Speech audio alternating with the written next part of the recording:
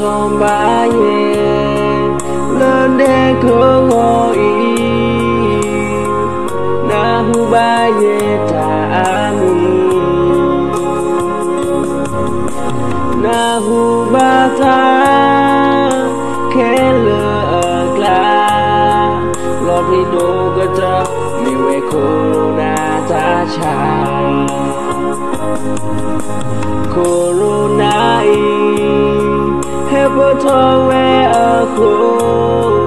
pertama loi bata papotu basa malo baye dita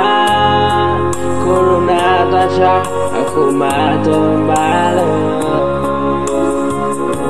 ukhelo ywa kemalo ma corona agedi bueno malo kita ta sugar to ke bui ki oto ni ba cha pa khilo ywa ke ma so kwa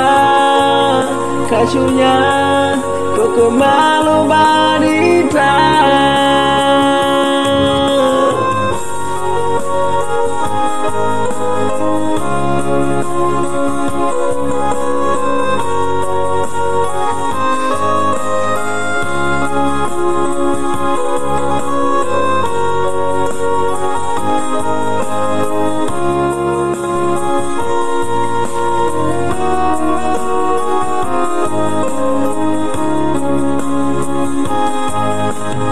đủ thơm ba ye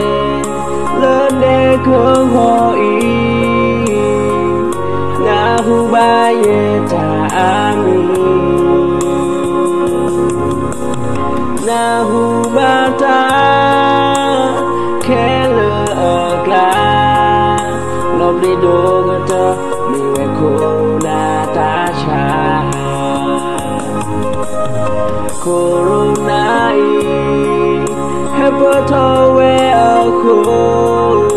pertama loi bata papotu basa malo baye nita corona tasha aku mato balo ukhelo ywa kemalo ma corona ageni bueno malo kita ta sugar to popwe ki oto ni ba cha pa khilo ywa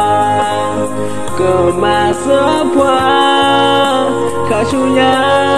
ke malo badita khilo ywa kemalo ma corona ageni bueno malo kita ta sugar to popwe ki oto ni ba cha pa khilo ywa